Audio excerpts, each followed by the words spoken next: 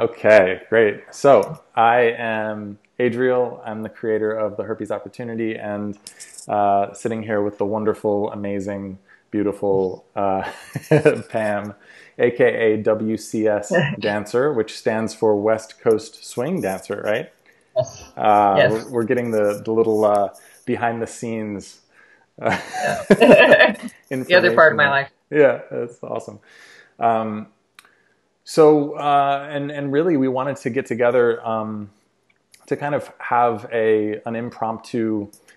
We're calling it a radio show slash video podcast slash whatever works. Because lately I've been doing a lot of work toward this home study course that we're going to be launching to the community after this first round of beta participants complete it. And so I haven't really been that connected with the forums, and you have been very connected to the forums, along with a few other awesome community members. So I just wanted to use this as a time for us to catch up on what has been going on in the community, and the trends that have been happening and the topics that have been being discussed. And we just have a conversation about it, and that we get to share this video of our conversation with our community. So welcome, and thanks for taking your time with us. Well, thanks for having me. Yeah, it's a pleasure to be able to help these people out and help people through the various stages of their acceptance of having herpes and how to deal with it, and hold their hand through it and see them start to come out the other side and thrive and realize that life goes on and all that. So I really appreciate it. Enjoy Yeah, it. it's been awesome having you. I mean, I can't say it enough. Every time we talk, I have to at least get it in somehow. Like, oh my gosh, it's been like a godsend to have you Yeah. be such a partner in this, along with a few other really vital community members that have really been keeping this movement going as the home study course has been being developed. Um, so yeah, it's been great having you around, and you always provide such great feedback and support for people who need it on the forums. So it always feels really good to read what you have to say. So, so I guess the first topic that we wanted to get into is about herpes and dating sites. That's been coming up a Yeah. little bit on the forums, huh? A lot of talk this week about dating and people either who are dating or with somebody, and some of the stuff that's coming up inside all that subject. We had the first thing we had was, or one of the things we had was just requests for dating sites, specifically for people with herpes, and what do we think about that? And I think the general feeling of people that have been around this a little bit longer is that they're just one more resource for us. So it's a good place when you're first starting to date again and you're really nervous about the disclosure, because you don't have to worry about that. And there are people who meet people on these sites, without a doubt. I've actually met one perfectly pleasant gentleman that I wouldn't have minded getting to know, but unfortunately he doesn't seem to be in a hurry to actually date. Uh-huh. So there are some great people out there, and certainly places like HDate and Positive Singles, and there's a whole pile. If you just Google herpes dating sites, a whole pile will come up. But those are the two main ones, HDate and Positive Singles, and it's a really great place to start. But I think you have a statistic that only 3% of the online dating population is on these sites. So that really does limit your numbers, especially if you're like me and you live in the sticks. Yeah. Because, I mean, if you live in New York City, you probably are still going to be plenty of people, to meet. Yeah. But I live up in the Hudson Valley. I'm in the middle of nowhere. So just on Match.com, it's hard enough to meet somebody, never mind cutting my numbers that drastically. So Yeah, and the way that I got that number, just so everyone knows, it certainly wasn't a scientific like mathematical theorem or anything. It's the 16% of all Americans have genital herpes. And of those people, 80 to 90% don't know that they have it. So even if every single American who knew that they had genital herpes joined a dating site, which isn't the It's going case. to happen. So that's best case scenario is 3%. So 80, Oh, like, about 10 to 20% of that 16%. That's how I arrived at the yeah. 3%. So it's much smaller than Okay. 3% even. Of course. Yeah. So, And it's ones who even have the nerve to get on there, right. so, um, and for me, it's just another place to go to. When I restricted myself to it, I felt like I was in a leper colony, and it actually didn't help my psyche. It actually was negative because it was like, why do I have to, relegate myself to this group of people, just because we all have the same condition, you know, I'm lovable, with this condition to people who don't have it. And, so I only was on the positive singles alone for a very short time because I found that for me it was not good for my way of thinking. Yeah. Yeah. For other people, it'll be a security blanket. It'll make them feel a lot better and make them feel safe. And it's a great thing if that's what you want to do. I know specifically there was a forum member who was talking about that, kind of, speaking to just that of saying, hey, I get that, this might actually be limiting my options, but at this point in my healing process, I feel like this is a positive step for me to at least be able to get out there in the dating world. Exactly. Get the And toes back in. yeah, exactly. And it's like, and maybe it's because I'm coming from a place of like kind of being out of the woods, as it were. But it's like Yeah.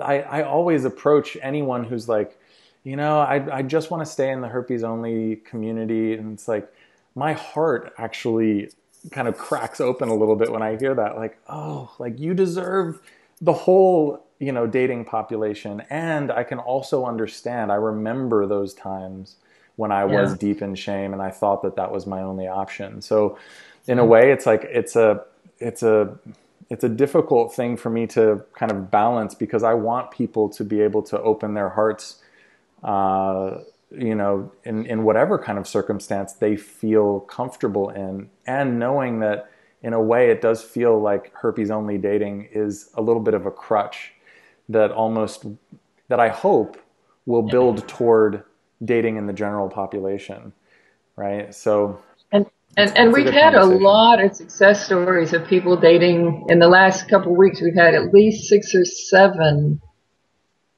who have gone from, oh my God, my life is over, nobody's going to ever want somebody with herpes, to somebody who's herpes negative, or at least they assume they are. Some of them are in the process of getting tested, but at least those people have accepted, the people on the forum, the herpes positive people with their herpes, having been disclosed to and done their due diligence and whatever, and they say, you know what, you mean more to me than being worried about, possibility of getting a skin condition. Yeah. And so we've had a lot of success with the dating.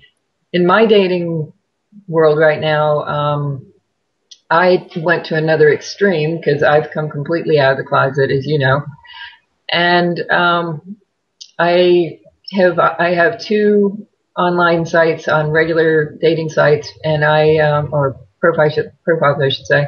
And on both of them, I've completely disclosed my condition, and it is not affecting the amount of people that are, or guys that are, contacting me and connecting with me. Yeah. Some of them are like, "Thank you so much for your honesty. I really appreciate that." Yeah.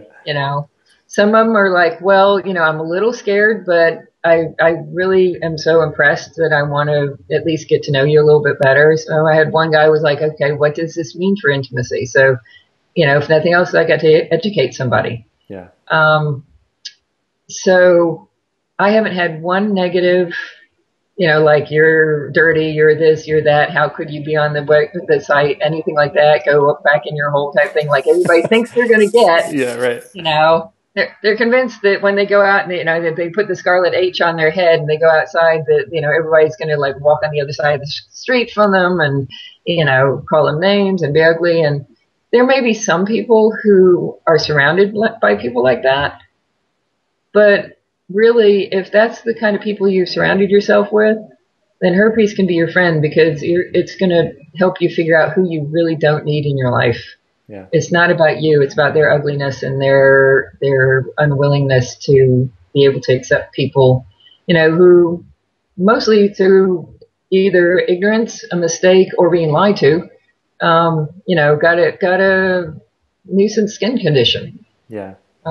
So, herpes can sort of, as it were, be your wingman, which is something I wrote about this week, helping you to both in dating and in life sort through the wheat and the chaff and get to the really golden people that you want to surround yourself with, including hopefully a life partner. Yeah, that it's almost a process of being more and more okay with who we are and what we have, and like all of those different layers, and that it seems like authenticity in that respect can actually draw the people into your life that you really want to have in your life, and maybe the people who you wouldn't want to have in your life are naturally going to kind of go the other direction. That could actually be a helpful thing in the long run versus, oh my gosh, people are leaving me, people are walking away. It's like not everyone is going to want to be friends or in a relationship with everyone else in the world. I think it's kind of impossible. Well, it's not just that, but I've heard a number of different things coming out, and they're saying that the top 5 to 10 people that you surround yourself with are who will shape who you are. So really, who wants ugly people around them? Yeah. Who wants that guy that when you go to the bar, all they're doing is trash talking everybody? Yeah. Who wants to be in a relationship with that person? Right. Or somebody that's going to use it as a control issue, like, oh, well, nobody else is going to love you, so you might as well stay with me, which is, one of the things that people can do with or without herpes. They'll find some flaw or perceived flaw in the person's weak point, wherever that person feels weak about themselves, that they're not pretty enough, they're not skinny enough, they're not smart enough, whatever. And the other person will use that to control them, say, well, nobody else is going to want you, so you might as well stay with me. Right, yeah. It's kind of a manipulative ploy, it's like using the stigma to their advantage. So, yeah. So, all those people that can be like that in your life, herpes can help you figure out who they are, and then you can just kick them to the curb, say, have a nice day, come back when you want to be a nice person, and, we'll talk. But for now, I don't need you in my life. Yeah. It seems like there's two layers to it too, because I mean, in one extreme, it could be like, oh well, anyone who's not up for being in a relationship with me because I have herpes, well that's their problem and that's their judgmental side. Some of it is like, some of it could actually reveal that someone is incredibly judgmental and will treat you like crap anyway. So good riddance. Yeah. And then maybe on the other side of it, it's like, it kind of makes the decision point of, do I want to be in a relationship with this person? Do I want to continue in relationship with them? It kind of brings it to a head and says, okay, so what is it? Yes or no, as opposed to kind of lollygagging. Because a lot of us, I feel like when we're in the dating world, there might be an intuition of like, I don't know if this person's right for me, but I'll kind of continue to go along with it. And whether or not it's the right relationship for either partner. Yeah. I mean, that's the way to actually have a true relationship, as far as I'm concerned. Like, maybe I do really want that person, but if they don't really want me, regardless of whether it's herpes or like they don't like my personality or like exactly, whatever. it's just another deal breaker for some people. Right. I won't date somebody that smokes, and I don't want to date somebody that has young children because mine are grown. And there's nothing that makes the smoker dirty, or whatever. There's nothing wrong with the person with small children. It's just, for me, that's something I don't want to put myself and subject myself to. Yeah. So, it's one of those things that for some people, maybe they have a misunderstanding. And I think that's true of a large number of the people who walk away is they don't really understand it as they think they do. But they've either seen the Google pictures or, they've read something somewhere and it scared them and whatever. So you have those people and you have the people that are germaphobes and like the idea of having, or they're so worried about anything marring their body, even for a few days, just puts them into a state of apoplexy. So, personally, I don't want those people in my life either because they're really high maintenance. It's fine if you want to be a germaphobe, and a lot of people are very proud germaphobes. I have some friends who just, they're bleaching everything. They got the hand stuff, and they're waving their germaphobe flag high. Yeah. Yeah, and they're proud of it. And I could not personally be married or in a long-term relationship with somebody that's that worried about it. Yeah. So, if anything, herpes would help me figure that out about that person very quickly. And then, like I say, then you have the ones, going back to the whole thing about looking online, because they've been misinformed. Yeah. And scared because they see something that looks really big and nasty and hairy and scary, and like it looks like the whole person's face has broke out, or the whole, their whole genitals or whatever. And Google Images is not that fair to the herpes and that was another. And that was another couple conversations that came up this week was, about Google and, or somebody that says, oh, by the way, I looked up herpes last night. And for people with herpes, when your partner says that can, especially in a new relationship, that can be oh God, he saw the pictures. He's gonna run or whatever. By the way, it's the pictures that I've never actually seen as representative of on my own body ever. Exactly, me either. Yeah. It's not to say that those pictures don't represent some people. Yeah. Some people certainly can have very, very, very big outbreaks. I'm pretty sure that those people are often people who are already so immune compromised. I know somebody that got it when she has cancer, and her boyfriend managed to bring it home to her. And I'm not going to go into my opinion about that, but anyway, because let's just say there's probably was some other stuff going on, and it was just so sad because she has cancer, she's on chemo, her immune system's shot to hell. Yeah. And she had evidence she was hospitalized with it. Well, of course, unfortunately, that was just the world's worst time for somebody to get exposed to something. But it wouldn't matter what she gets at this point. Yeah. She's going to get it 10 times worse than the rest of the population. It's not going to matter if it's flu, a stomach bug, or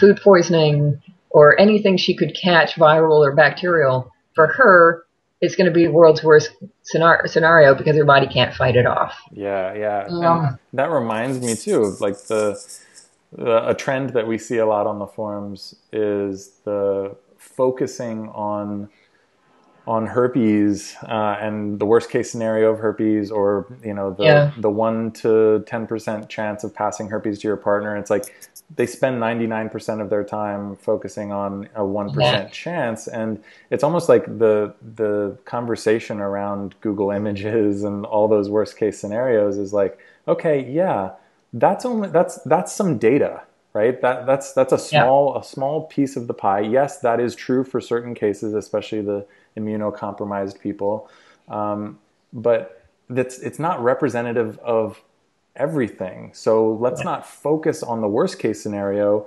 Focus on herpes just enough so that you can actually get properly knowledgeable about it, for sure, right? Like don't go into denial educated, about it. Yeah. And that's the other thing is getting educated from the right sources. Yeah. You want to go to places like the CDC website. They actually have a lot of good info. We have a lot of good info on the Herpes Opportunity website. You've got the handouts and stuff like that, which are amazing for somebody. We'll put the links at the end or below the video. Yeah. But, these handouts are such a great thing to either just have to remind yourself when you're in freak out mode. I was just advising somebody the other day. She came up with all kinds of like, oh my God, off the wall statistics. I have no clue where she got them from, Yeah. or if it's something she misinterpreted or what it was. But, I said, print out the disclosure or the diagnosis, handout.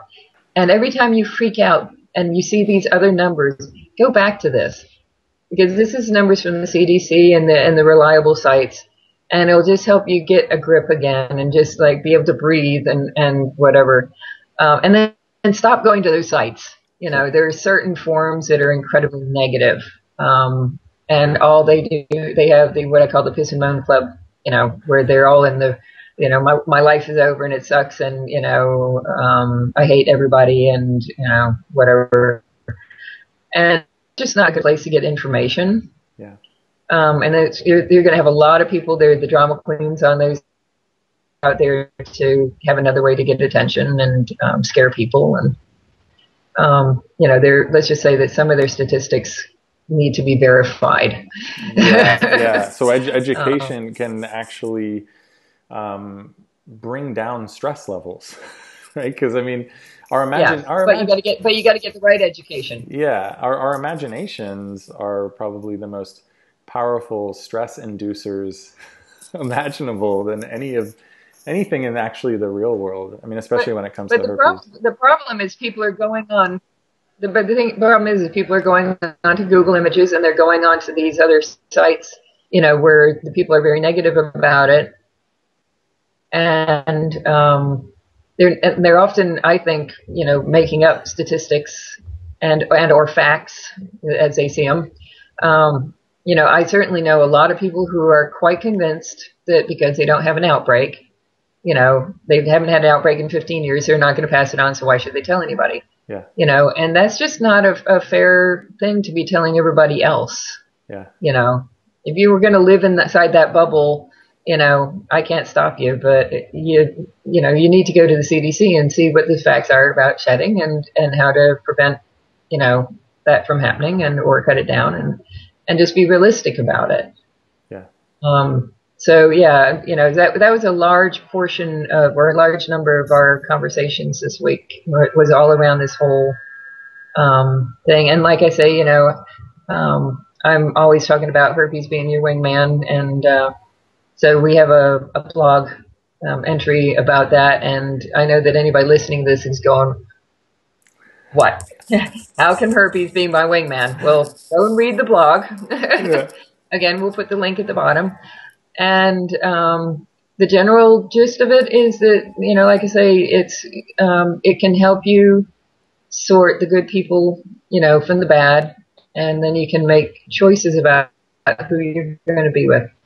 And I also did a little thing about date people that you're going out with, the ones that are going to run no matter what. They're anything will scare them off. The ones who really like you, but they still need to be educated. And then you've got, hopefully those ones turn into keepers. And if they don't, then you have to understand this is about them and their viewpoint of what their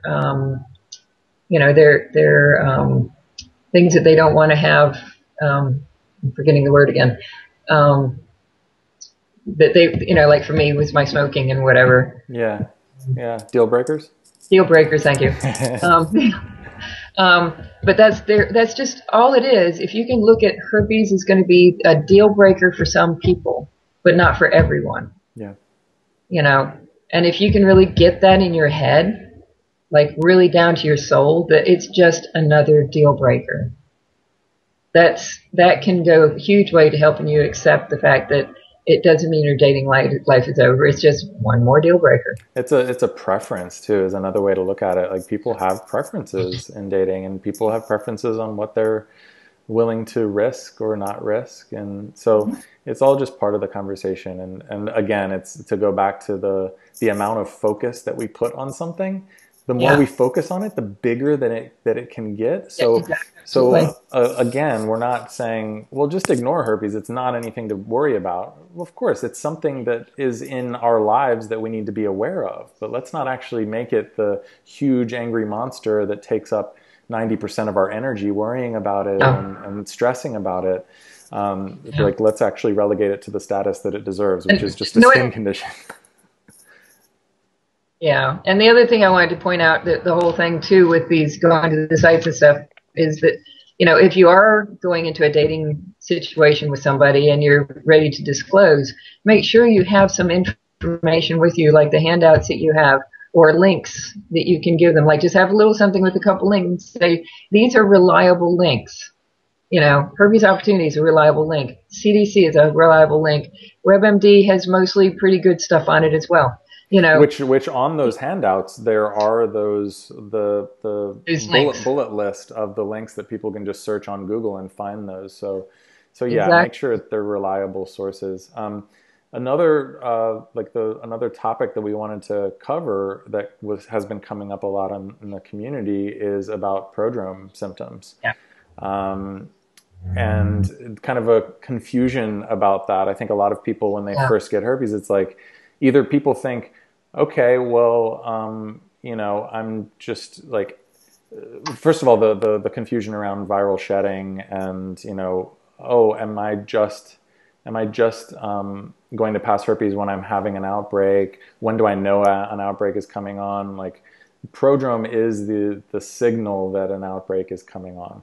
So has been some of the confusion that people have been bringing to the community about that? A lot of people are saying that they're either itchy, or they're getting like burning or tingling, Yeah. little nerve stuff going on, and just general, like, and to be honest, for a lot of people, they're in such a freak out mode that any little itch, whatever, whether it's because they got razor burn, they wore pants that weren't cotton and got a little too sweaty, they got a little bit too active sexually, and if say or in the case of oral sex, if the guy has a good bit of stubble on the beard, Yeah. let's just say that sometimes you can get a little bit raw Yeah. from that kind of stuff, and it's very easy to mistake, make the mistake of thinking that all these things are prodromes, and it takes a while. I mean, one of the biggest thing is everybody's prodromes are a little different. Mm-hmm. For me, because I have both on my lip. I'll feel that just the tiniest, almost, because mine stay pretty small nowadays. I used to get it all over my chin as a kid. Now mine, it's usually like a little spot down here. I know it's actually up there, and it's usually doesn't even get any bigger than a pinhead anymore. Yeah. Because I'll feel a little tickle, and then I take one or two acyclovirs, and I might hit it with, I use ammonium alum, Mm-hmm. and just put it right on it, and that nobody will ever even see that I had it. It looks like I had a pimple, because that's the biggest it's going to get. So, for me, I know for me that on my lip, that's my signal. And as soon as I feel it, I'll go like that, and I'll go, oh yeah, there's a little hard spot right there. It's just like tiniest little hardness underneath the skin. And it's like, okay, I've got you. Yeah. And, I'll just go right to the bathroom. I'll take my pill. I'll put the thing on, and I'll knock it down within about 3 days. But I've had this a while. My body's built up a really good immunity. Yeah. Down south, usually I find that for me, again, because I don't have outbreaks much, my thing is just like that I'll feel that I've got a little bit of a sore. I don't get all the other stuff. I think the hard part is just when you're first diagnosed and you first have your first couple outbreaks, you don't know what your prodromes are. Yeah. And they are going to get less over time anyway. But it'll probably take 6 months or so to figure out what it is that that when you feel that, Yeah. whatever it is, whether it's, a little nerve pain or a little tickling or a little burning or itching or whatever, that's going to be your signal. And if you get on those, taking it, and I would suggest everybody to at least have some in for outbreaks, even if you don't want to go on it permanently. Because if you learn to hit it really hard, really early, as soon as you think, oh, I might be having one, Yeah.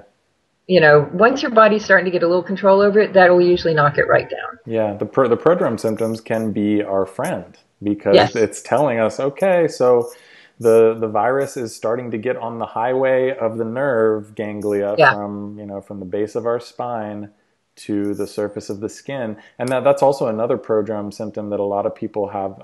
I don't, but a lot of people have talked about it, of pain in the buttocks.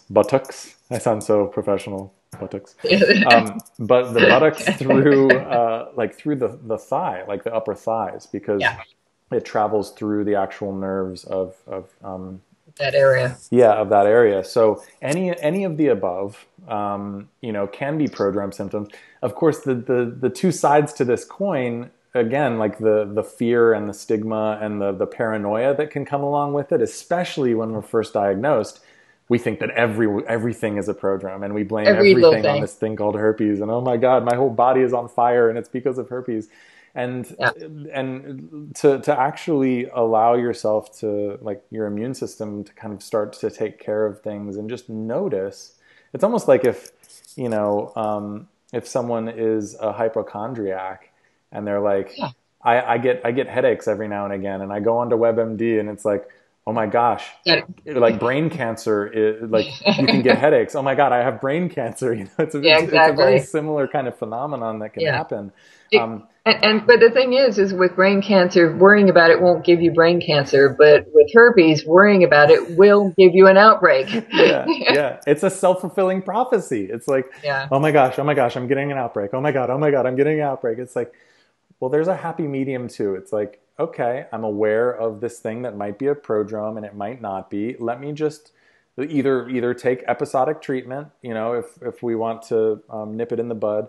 But me personally, since my outbreaks never were really that severe, I just kind of let it ride out, and I would say, oh, well, maybe it was like a burning kind of sensation. Sometimes it was a little bit of a tickling or itching for Yeah. me, and I would just see, okay, is this prodrome? And I would kind of wait for the outbreak to start, and then I would take some so that I could actually know, oh, when this starts happening, then it's a Yeah. few days later that this. So it's like Yeah. building that knowledge of how herpes is See, interacting with my body.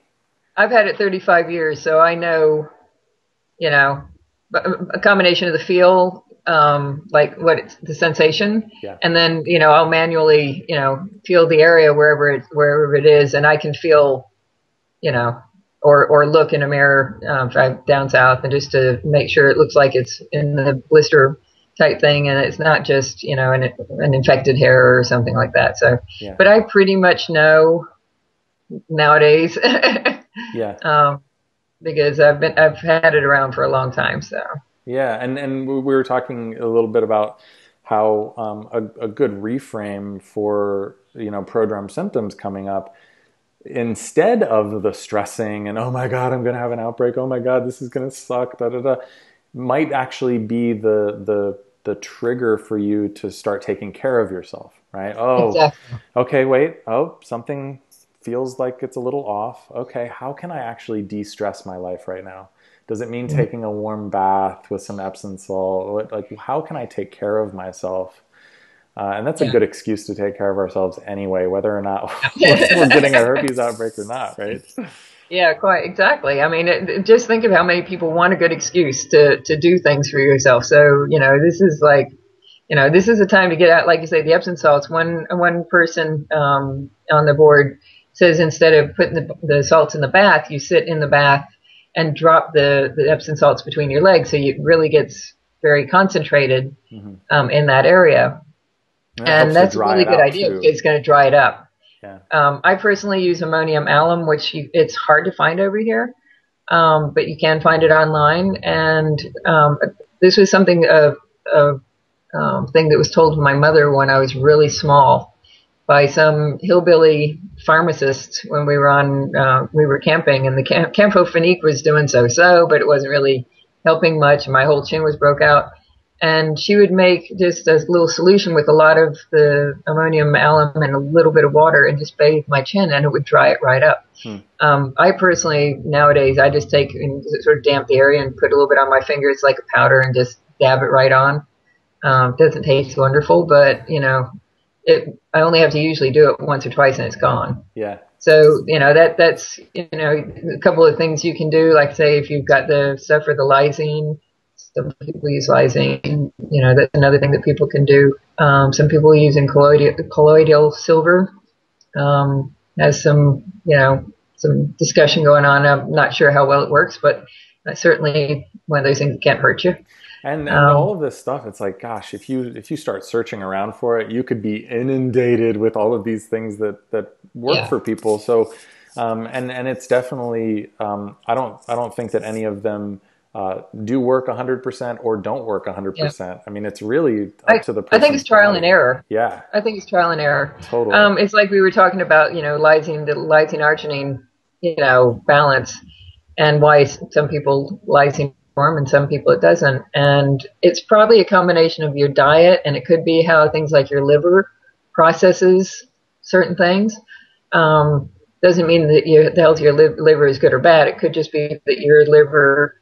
Every, my philosophy on diet is that we come from lots of different, as it were, tribes, and each tribe, whether it's an Inuit, or somebody from that's in the Sahara Desert, they have a specific diet their body's used to. Yeah, So they're going to process the lysine and the arginine differently, if you're an Inuit as opposed to if you're somebody from the Sahara Desert. yeah. So um, you just have to find out, is this something that works for you? And you may want to look at your diet and look up, some of the things. We have a blog on some of that stuff as well. Yeah, yeah. Um, Like look up and there's herpes very, treatment and herpes medication. Both of those blogs have a lot of really useful information in that. yeah, and there's some really good information even out on the web about foods with the lysine and the arginine that you can look up. You just put foods with lysine, foods with arginine, and you can say, oh, I'm eating an awful lot of this stuff with arginine in it. Yeah, Maybe I should cut this back and see what happens. yeah. I went through a spell where chocolate and nuts, if I did them together, I would break out. Huh. I found out because I was doing trail mix. And there's a trail mix with the chocolate, with the M&Ms in it. I was like, Yeah. oh, Herpes Nice loves thinking. trail mix, right? Yeah. But it was only for a year or two, and then now I'm fine. I mean, I eat tons of nuts now and peanut butter and Yeah. chocolate, and so there was just something else out of balance in my life that this just would be my trigger. Yeah, and also like a word of advice to people who might be wanting to look at their diet and all of that is to really look at it as like in a holistic way, right? It's Yeah, because a lot of absolutely. people like if say someone is living an incredibly stressed out life, but then Yeah, they have a peanut butter and jelly sandwich every day, they might blame the peanut butter on getting outbreaks when really it's probably more so the stress. yeah. So like there's a whole The lot of peanut butter puts me over the top. yeah, maybe, and maybe not too, right? So it's like it's a whole like it's almost like a whole constellation of things that might be contributing to a herpes outbreak. So really, just to live the most healthy life possible, I think is the best way to make sure that your immune system can battle whatever viruses might be going on inside you, right? Absolutely. And that's where herpes can be doing you a favor, because for many people come on the board and, they come in the freak out zone, and after they've been on for a while, they're like, I started looking at my diet and my life, and I'm starting to make changes, and they're all positive changes. And I'm actually thankful in a way to herpes, for making me stop the craziness in my life Yeah, and start to take care of myself and start to love myself and be okay with myself and not be concerned about what everybody else is thinking of me, and all much healthier, both lifestyle and mental, ways of looking at ourselves, where we sit there and we can find every little fault with ourselves and be convinced it's going to make us unlovable, or we can say, this is who I am, take it or leave it. yeah. That's a great lead into the shameless promotion of the home study course because really Yeah. that's what it's all about. I mean, it's not really about. I mean, of course, the knowledge of finding out how herpes interacts with my body and medication and all of that. That's very foundational kind of stuff, right? But once you get beyond that and you start getting into kind of the emotional impact of it. Actually, there was a really good blog or forum post with one of our beloved forum members on sexually transmitted emotions as opposed to Yes. sexually transmitted infections, and that's kind of where this person is in the process of like, wow, well, it's not really the infection that was sexually transmitted to me. It's now the emotion of it and like looking at how this has impacted my life, my sexuality. So really the home study course is all about that in a step-by-step way of actually bringing more awareness around all of these parts of how herpes has impacted our lives and how we can actually use that as leverage to actually have us be more aware of who we are and what we have to offer in a relationship or beyond. So I'm excited to keep releasing this to a larger and larger audience. Yes, well, the home study course looks awesome, and I'm really delighted you're getting it out there. And anybody that's listening to this, you need to contact Adriel and get some information on it because, if you're in that place where you feel that herpes is, has ruined your life, or that you're just feeling like you're lost at sea and you're not quite sure what's going to happen next or where you're going, or any of this stuff, any of the emotional stuff that you caught when you got herpes. Yeah. This is going to be a really great thing to help you. And it's not about herpes and learning about herpes. It's learning about, loving yourself and how to deal with this stuff, in a much healthier way, in a more positive way. There is a positive side to being positive. We just need to actually be open enough to find it is what it seems like. Like we could be trapped in the negativity of it for as long as we want. But if we actually open up to the possibility of it actually being an opportunity and start looking for what that opportunity is, then we will inevitably find it. Yeah, absolutely. And what the amazing thing is seeing people find it on the forums, when you see somebody who comes in convinced their life is over, sometimes, almost suicidal, certainly, just wanting to go into a cave and never come out again, going to be celibate for the rest of their life, Yes. The whole 9 yards.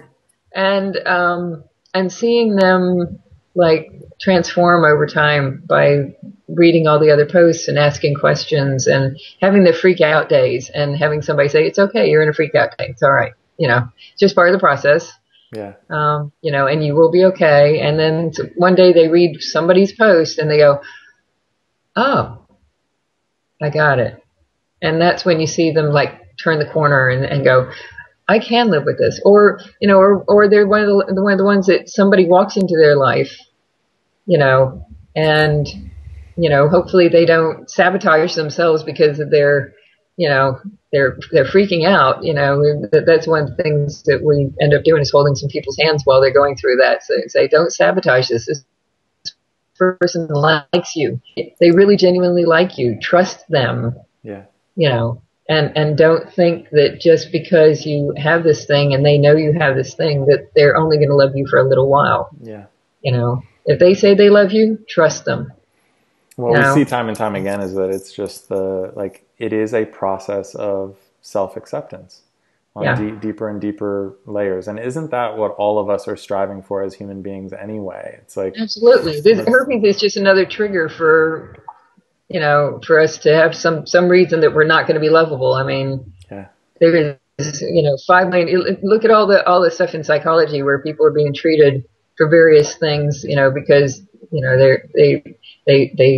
they're not happy with their weight. They're not happy with their sexuality. They're not happy, with their height. They've got one cross eye or something. I mean, it's amazing the little things that somebody will say, this is going to make me unlovable. Yeah. And herpes is just one more of those things. Yeah. And it doesn't have to be that thing that proves that you're unlovable, right? It's like, exactly. Come on,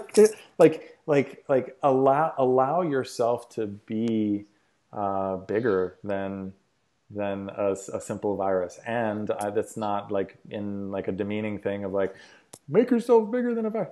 I remember when I made myself smaller than a virus. Like I remember that suffering. So, and I know like partly why we're so, inspired by this work is because we suffered so much and that it doesn't have to happen. Been there. Yeah. So, Yeah, we've got the T-shirts, and we don't want everybody else to have to, buy on 15,000 different T-shirts to get their T-shirt. Yeah. Let's cut to the chase, and we'll get your T-shirt as quick as we can. We don't have to suffer as long as everyone doesn't have to suffer as long as you and I have. It's like, let's actually learn what we need to learn from this so that we can move on with our beautiful lives is really the point.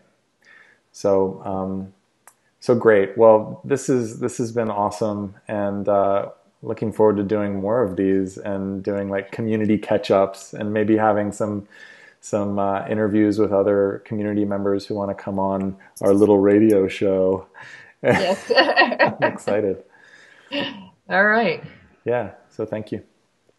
All right. Thank you.